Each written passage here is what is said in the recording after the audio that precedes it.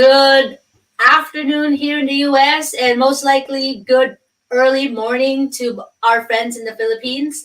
This is Gina White, Science Online once again, because we have a short live session with a special guest today.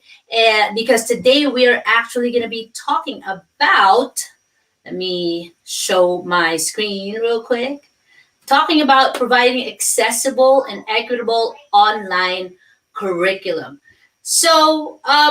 I was able to collaborate with our dear special education teacher or education specialist because there's a need for us to make sure that we're providing accessible and equitable online curriculum, which is why I think we need to talk about it today. And of course, this is the best time because our school just started 3 weeks ago, and we want to make sure that we provide accessibility and equity, especially when students are learning from home. So that being said, I just wanted to I'm not gonna take very long because we are going to introduce our special guest today. And let me switch my slide real quick. But before we introduce her, these are the three things we're going to talk about: accessibility, digital content, differentiation, accommodation, and modification. And lastly, some tips for parents and teachers while we provide and support our students receiving special education services while learning from home. That being said, I will introduce to you our special guest this afternoon. And this is her 8th year in education. And first 3 years, she was a general ed teacher and spent the last 5 years as an education specialist. She works with students with disabilities, specifically those with phonological processing deficits. She has a master's degree in English, a bachelor's degree in English, and MA in education, specializing in curriculum and instructional design. Her teaching philosophy is that all students can be successful. Each student achieves success differently, which demonstrate their unique strengths and needs. And she is really, really passionate about putting thoughtful, creative, and collaborative input for both school and families so that we can actually support our students receiving special education services well and fit just right for them. Lastly, as an educator, she believes that we must look at our practices and supports that we offer to all students because all students can succeed. Without further ado, I'd like to introduce to you Miss Meagan Tracy. Hi, Miss Tracy. How are you doing? I'm doing great. Thank you for including me. You know this is my passion, so I appreciate being here. Yes, I know. That's the reason why I invited you, and I'm so thankful that you said yes. I was hoping, I was like, will she say yes? But thank you for being here with me because I'm also passionate about special education, not necessarily because I specialize with it, but at one point in my doctorate program, I was really reading a lot about special education services and all that, which is why it made it more interesting for me now that we are actually having our students learn from home. Because I feel like we need to at least provide some tips for our teachers and some tips for our parents too, so we can effectively support our students from home now that we don't see them face to face. Right, Ms. Tracy? I agree. It's definitely a transition, and we're all learning. So we are here to share some tips on what we do know. But obviously, this is this is a process for all of us. We are all learning better tips. So Yeah, exactly. And what better way to start off with what is accessibility? And we know for a fact that accessibility is, of course, about equity of access and, of course, ensuring that all students have a level playing field, as you have to say, from the start. And in order for us to ensure this, we want to make sure that all students are able to interact right away and engage with the digital content, especially now that we are doing distance learning and remote learning. From the very beginning, they get in contact with any learning or curriculum that we provide for them. Right, Ms. Tracy? That's right. Yes, and I just wanted to ask your input about why is it important for us to have accessibility? Why is it important that we need to pay attention to this? Yeah, Ms. Tracy? so accessibility is something to kind of consider for all students. And we'll go into a little bit about how accommodations and modifications are more specific for students with special needs. But in this sense, we're thinking about, if you think about anybody you know, including yourself, all of us have different strengths, we learn different ways, and we need different supports, regardless of the severity or the significance of those supports. And so accessibility just basically allows all of us to have the same entry point. And then Right. once we have entrance, then our path is, or our opportunities are endless. And that's the point, right? And especially in education, is making sure that our students have any option available to them. Yes, that's right. And aside from the fact this is the law, right, that we are trying to, most importantly, of course, we just want to make sure that there's no student be denied of access to any learning activity that we provide in school, right? So that's actually the most important thing that we need to know, aside from the fact that it is the law, which is why we just wanted to provide information for both our teachers and parents that we need to look into equal access, equity also, um, for our students more than ever because of the fact that we're doing remote learning. And I'm glad that you shared this with us, Ms. Tracy. So I just wanted to, leave the floor to you explaining what this image means. Absolutely. So special education used to be kind of a separate entity in education, and it was basically what we now call like special day classes. And there was a lot of segregation between students and their ability level. And then slowly the inclusion model has become more and more popular and widely accepted. But the reason I put this picture up there is because originally we thought this idea of equality was great. And in theory, equality is a term that we always say, oh, wow, that's a great term, like that's important. But when we look at the picture, you can see, right, there's just 3 kids trying to look out over this ball field. And in the first box, equality, they all have the same support. They're all given one box to see over the fence. But you can see that that doesn't meet the need, at least of one of those kids. Right. And equality, everyone having the same thing, is not great. It's like saying if I need glasses, but because everyone else got headphones, you gave me headphones, that's not giving me what I need. So equity is actually looking at that middle box there, is looking at everyone getting what they need to be able to, in this case, see or participate or engage if we're thinking about the classroom.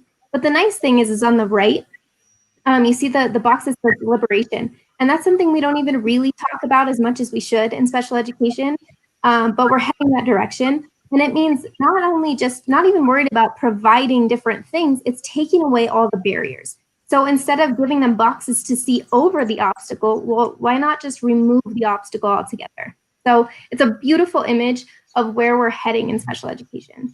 Right. I love the word liberation and removing the barrier. And that's actually what we want to come across, which is why we're going to be talking about more of that so we can empower both our teachers and parents when we talk about providing special education services to our students who need it.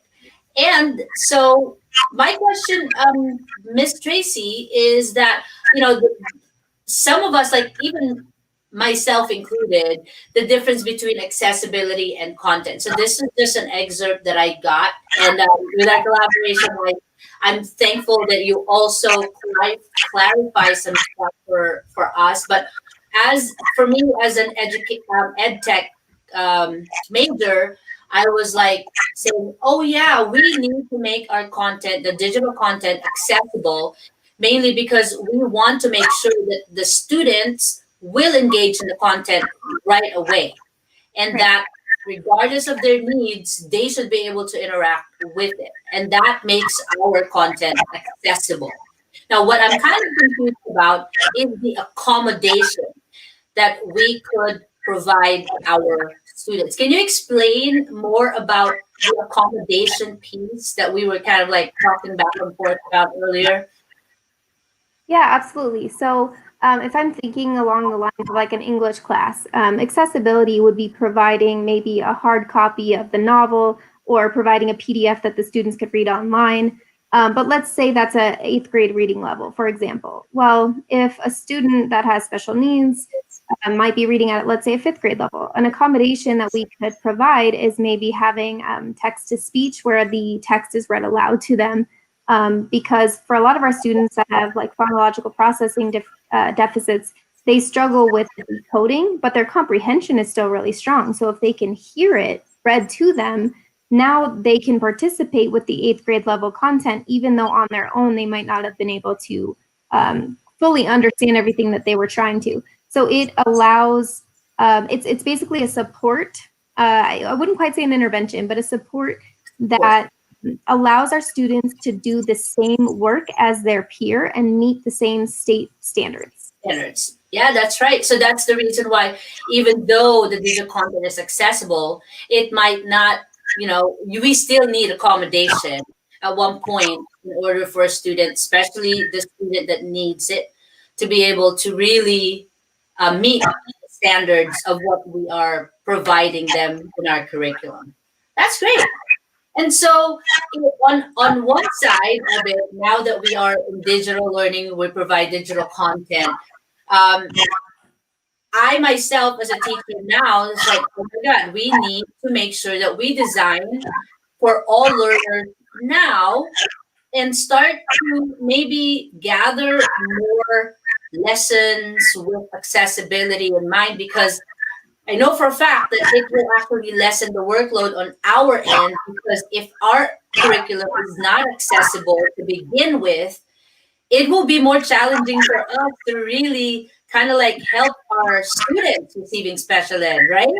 Right. So, which is why I feel from my classes in my doctorate class, I find the design in any website that I use, the design for nine, they call it, to look at these points here in order for us to see, is my content, is my, let's say, for example, learning platform, or is my Word, my Google Docs or slides accessible to all my students?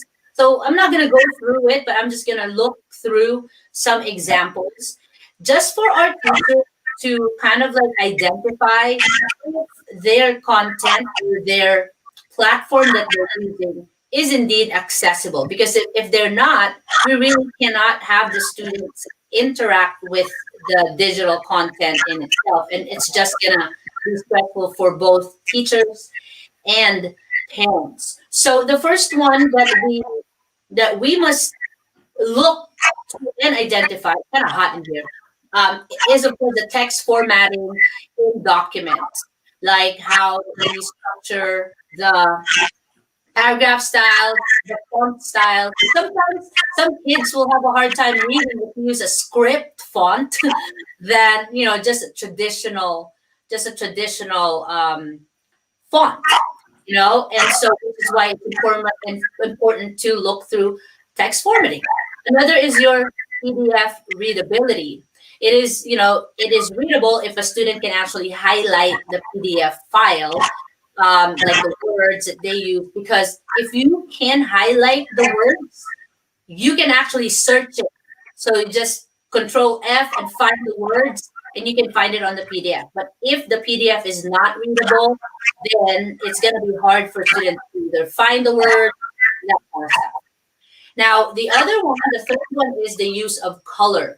So sometimes the color contrast helps students to look at the salient points and all that. But of course, you don't want to flood your students. Let's say, for example, announcement on your slide, you have all those colors, especially some students who are students with visual um, problems, and more so for those visually impaired students of ours.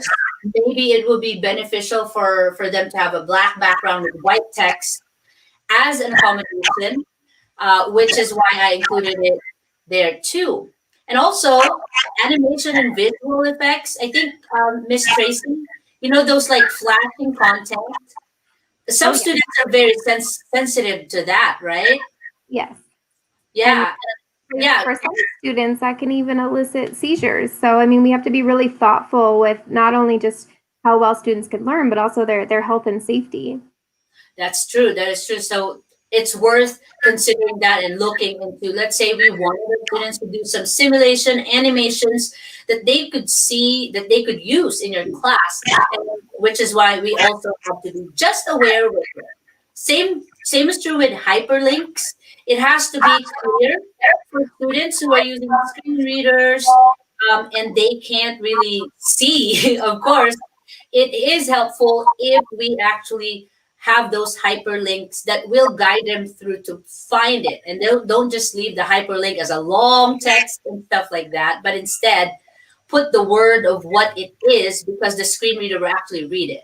Same thing with images. And normally these are usually useful for screen readers, wherein we put an alternative tag to it so that they could identify what is that image you actually put. Like these ones right here that I have on the screen, you have to put an alt text because if a student who's using a screen reader don't know what's around the slide, for example, they wouldn't know if that image is, let's say, an important piece of what they are learning, for example, which is why image is also an important thing.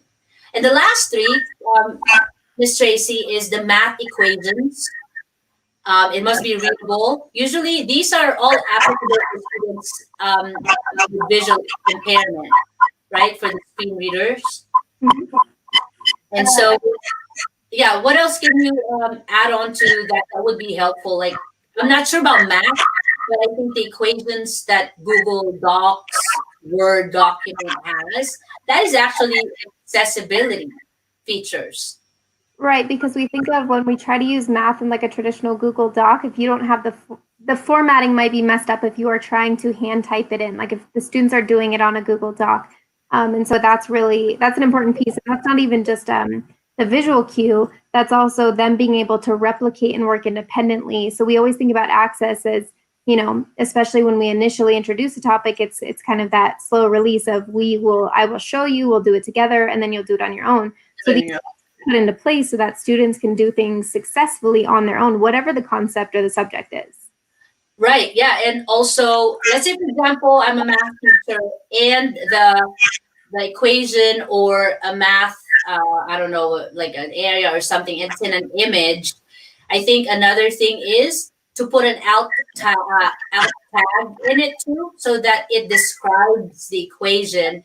If you kind of like put kind of like a script of what it is, that actually helps in math equations. Same thing with the keyboard navigation. And this is usually applicable for when a student is navigating in a website, that even if without, let's say, for example, the mouse, because maybe there are students with, like they can't see. And then another thing is that, say the mouse is broken for some reason, there's some keyboard navigation, like the commands, like the tabs, the space bar, the enter, click a button. Those actually are also important accessibility features of the keyboard. And last but not the least, which I personally is very useful for me and my students, and even my students are actually like, Miss White, can you turn on the closed captioning? This is a great feature that we can provide our students too when we are actually having them watch a video. And if it's kind of lengthy and a lot of information, the transcripts are very useful. From my experience, it is very useful. I just found that some videos, though, they have a wrong transcript. So that one we need to kind of like watch out. If I am not really busy, my lesson videos. I really want to make sure that it is transcribed correctly, because it will greatly help the students. Because I saw some students, they get the information instead of listening or looking at the closed captioning by reading, by actually looking at the printout of the transcript. So I thought I'd just share it with everyone about these designs so that we are aware that these features are available for students. Most of the websites now, they check through Web AIM, which is kind of like they provide you a checklist to meet if your website or the learning platform is actually accessible to all students. And that's all for me. I'm so excited for Miss Tracy's three TIONs or three Sean's, right? Which will give us more information about differentiation, accommodation, and modification. Take it away, Miss Tracy. All right. So differentiation is a term that we're all very familiar with in general education. It basically just means we realize that we have unique individuals in our classroom, and so we are very intentional with the way we scaffold. We might know that all students have different prior knowledge on certain topics. So if I'm introducing a new science topic or a new topic in history, certain kids in the class already know a lot about it, certain kids have no idea. And then you include students with disabilities, and you have to take all those things into consideration. So differentiation is really that accessibility piece that you were talking about earlier, right? It's the intentional planning ahead of time. How well do I put in scaffolds? How well do I plan for adaptations, or maybe a different way for a student to show their knowledge? So differentiation is the planning purposes for the sake of that. Accommodation is one of the ways to differentiate. Okay, so accommodation is basically some kind of alteration or addition that you put into a plan in order to allow a student to accomplish the same objective or outcome. So if I want students to, complete 10 problems that have their two-step algebraic equations, great. My student with special needs is going to do those same 10, but they may have the assistance of a calculator, or potentially they will work with a partner on the first couple and then work independently, right? There's several different ways we accommodate, but the goal of accommodation is that the student will produce the same outcome. They will understand and master the same standard, and they will produce more or less the same product. With a modification, though, we're looking at either the standard themselves, it might be different, so they may be working at a different grade level. All students, regardless of disability, are required by law to be exposed to grade level content. So we still expose them to it, but maybe our expectation for mastery is going to look different, or the output might look different. So let's say a student struggles with writing. Instead of, they do a science lab, maybe instead of writing a full science lab report that's multiple paragraphs, maybe they're writing one paragraph, or maybe they're making a video because writing is challenging for them. So a modification is kind of changing the integrity of the output. So maybe it's not quite grade level, or maybe it's a different quantity, but it's not quite the same. So accommodation, same; modification, different. Right. Thank you for that. I learned something from you, especially in science. That would be something that I will be using because, believe it or not, like right now, it's really hard. It's already hard for some of our students to write when they're in our classroom face to face. More so now that we are not there, to kind of like give them a nudge and like, hey, just write like 2 or 3 sentences. But it's really hard. And I'm glad that there are different ways that we can have that. And I think I remembered you mentioning about providing students choice for them to really kind of like, hey, demonstrate what you know in a way that you can, which is very empowering for our students too, right? And so, Mr. I'm going to go in here. So this is the difference between accommodation and modifications, right? Did you mention all of these already? Yeah.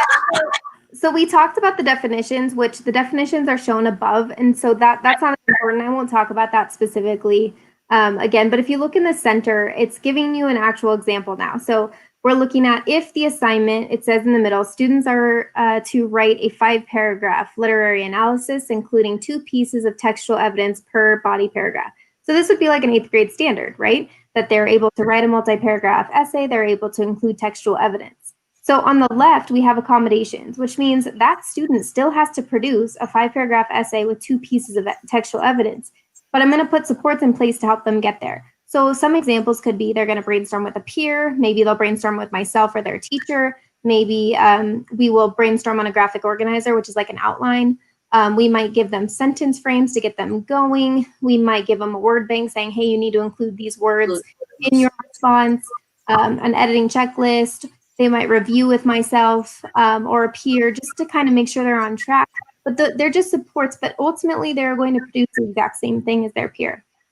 On the modification side, which is the post-it with a little yellow tape, this is basically saying they're going to get the essence of this assignment, but they're going to do it slightly differently. So maybe if they really struggle with writing or comprehension because it's a literary analysis, they might write only a 3-paragraph essay instead of 5. They might only use the textual evidence instead of 2. The presentation method might be different. So they might do an oral presentation, they might do a video. The way that they're going to present their knowledge might be different.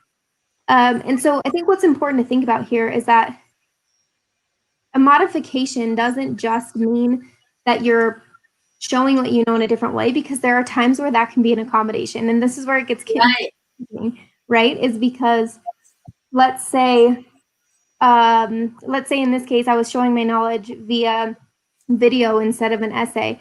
That if I could already meet the standards for writing, and this was just because this was a preferred method or an easier method for me, then maybe it wouldn't be a true modification because I already am meeting that standard.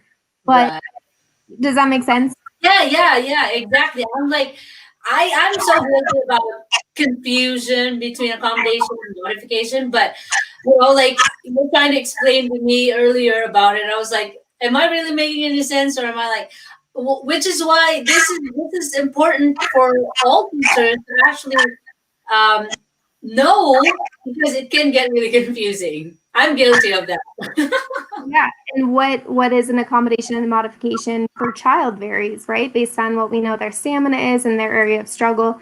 So I think it's really important to note that while they have very clear separate definitions, when you actually apply it to a specific student or a classroom, it can kind of vary on what we call an accommodation and a modification. Yeah, thank you for that clarification. And also, you also mentioned about some common accommodations. I think our slide got cut off. Oh, that's okay. Yeah.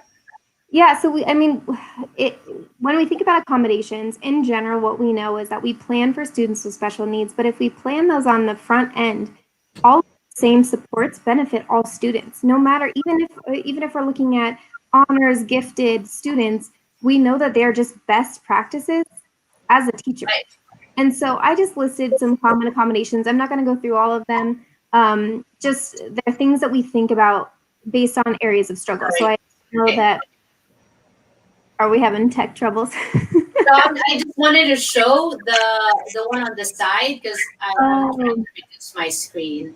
So I thought I shared this just so we can see it. So some common accommodations. So we'll just do this for right now so we can see it. That's perfect. Yeah, so basically. Oh, wait. Sorry. I'm sorry, Mrs. Tracy. It's really not going, but I'm just going to exit it so we can show. Okay. Let's go for it. Yeah, so you can see in the left column, it's just general supports that we're considering because of distance learning. So things like headphones, if we know a student's easily distracted, a webcam and a microphone, just to make sure that there's actually equitable in terms of materials. We know that some students don't have technology at home, excuse me. And so making sure they have just the essential pieces, but then also things like digital schedules with like their personal schedule with Zoom links on it. So they're not constantly going through everything to find where they need to be. We know that students with executive functioning deficits, they struggle to be organized. So if we can just help them through that, because the goal is not to push the kid to be like, okay, we'll figure it out because you need to work on your executive functioning. It's like, okay, that's not the way to teach them. Let's get them in their classes and then we'll support them in that. And so the left column is just kind of general list of ideas to support students in distance learning. And then the middle columns, which are the reading, writing, and math, those can apply to distance learning, but they can also apply to learning in person, right? And so it doesn't matter what the setting is. These are just common ones. Obviously, this is not at all a comprehensive list, and they don't apply to all students. It's just a way to get started so that if this is the first time you're really thinking about planning supports in your class, you're looking at this, these accommodations also will already be listed in the student's IEP if they have a disability. But we know that some students haven't been identified and may have a disability, or maybe just struggle in a certain area and don't necessarily need an IEP, but these accommodations can help. You can, like, giving accommodations is never a bad thing, even for a student that doesn't quote unquote need it. Yeah, exactly. That's really great that we have these examples, because I think these examples that you laid out would be very helpful for both English and math class. And you know very well that in order for students to, let's say, learn science, learn history, they need these first to be able to appreciate what they will learn in math and science, science and history, which is great. But thank you, Miss Tracy, for sharing these. I'm definitely going to print this out for myself so that I'm aware, and hopefully it'll be helpful for our teachers also. And before we share with us, with our audience, some tips for teachers and parents, I just thought I'd ask you about what this means. Just like in our morning announcement, we will know that inclusive education has really become embedded in our culture when the term becomes obsolete. What does that mean, Miss Tracy? Right. So, like I mentioned earlier, right, we've made a ton of progress in special education to be more and more inclusive, but it's kind of like this. When we think about just in social justice terms, we used to say, well, tolerance is a good thing, but really tolerance just means allowing someone to be in the same space. But then we look at tolerance versus acceptance. Acceptance is welcoming someone in and accepting them for who they are. And so in this case, when we think about inclusiveness, we talk about, well, students should be included in the space. Well, if we always have to talk about including all students, then we're not really inclusive yet. Like, we're not where we need to be. So that's the goal, right? Is our picture earlier had liberation. And so we're heading in that direction, and we'll know we have gotten there when we're no longer having to talk about accommodations and modifications, when we're just embedding things naturally based on need. That's the goal, right? That's actually what we wanted, which is why it's really powerful that we keep empowering parents and teachers, because eventually that's what we want for all of our students to have success, specifically students who are receiving special ed and students who I feel like we should provide services, and this is a very powerful statement. But we, of course, wanted to share some tips with all of our teachers first. Some tips that we should be thinking about, including myself as an educator, that we must review the IEPs of students receiving special education services. Sometimes I'm like, okay, I'm going to read it. Miss Tracy just gave me all the list of all of the documents and stuff like that. I mean, it's good, Miss Tracy. Thank you for providing us kind of like a snapshot of students' accommodations or modifications and stuff like that. I'm glad that we have that. But as a teacher, we are legally like required to do that, right? To really review the IEPs, right? So that's where we wanted to start as teachers first, especially when we provide services for our students who are in our classroom. The second one is to use learning resource platforms that are easy to navigate. So maybe ask yourself, when we are trying for the first time this learning platform, this website, this what do you call this document that we give our students, think about how they will actually interact with it, regardless of whether they're just they're regular students or students, regardless of who they are, they have to be able to navigate no matter what. And then we use accommodation later on for students who may be needing them. And lastly, for students, it's already overwhelming that they don't see you to ask questions, especially when they do asynchronous work. And therefore, making our instructions on our digital assignments to be straightforward and short is also very important, because if I will give a paragraph of instructions, I don't know, will you do that, Ms. Tracy? Oh no. Yeah, we call that in special education, we call that chunking, right? So like maybe your assignment does require really complex directions or multi-step, and that's fine, but can we break it down into smaller pieces? So it's like, first you do this. Okay, now you're done with that piece. Now you can do this. Okay, you got that done. Great. Let's work on this now. So breaking it up into manageable pieces if it's really complex, or if it's just one step, let's just keep that language clear, concise. Right. And I mean, it's easy to kind of chunk the instruction, that's especially if it's multi-step, if we are face to face with a student, right? Sometimes you just put a box around the third step, right? But Yeah. in online learning, let's say I post an assignment in Google Classroom, and I'm guilty with this. I gave like 10 instructions, right? But Yeah. maybe the student can only understand the first three, right? And so as a teacher, I would want to be aware of that my instruction has to be clear and concise. And if there's a need for me to break up the assignments or instructions, I think it will benefit all of my students. Absolutely. Yeah, and that actually happened to me. I have a long Google form, and then I noticed it's like, oh my God, they can't fill out everything, and they go next, next, next. So I changed the whole document, the whole Google form. I broke it apart into two, because I realized that maybe my students are struggling to really like go through page by page of a Google form. So I thought I'd share that experience. And I had to do this because I know for a fact that this is it. I'm not the one answering the Google form. It's my the students are the one answering the Google form. So that's why it's also like kind of like an awakening moment for me now that we are mostly providing curriculum in our classroom virtually. So which is why I feel the need that we should also share this to our dear teachers, so that they could also provide, the best support that they could while learning from home. And lastly, Miss Tracy, for our parents, what are some of your tips, our tips for our parents? Absolutely. So the first one is to be familiar with your student's IEP. And that sounds really silly because you're like, well, obviously I know what my student needs. Make sure that you really understand the terminology that's in there, because in special education, we use so many acronyms or really specific terms that aren't necessarily equitable, now that I think about it. We're not liberating our families here by making it easy with our language. That's But right.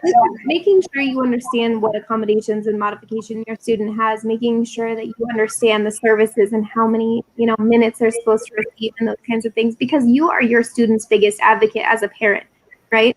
Obviously, in education, we're fighting alongside you to do our best to support them. Like, we are all on the same team, but you get to, especially in distance learning, parents see a different side now, right? And they have so many things to juggle. So the more Right. your student's IEP, the better. Use the support of your IEP team. If you have questions, reach out. Also, if you're running into unique problems, when we meet together as an IEP team, we have so many brains in the same room, and we're able to collaborate and come up with really unique, out of the box solutions sometimes. And so that's really beautiful.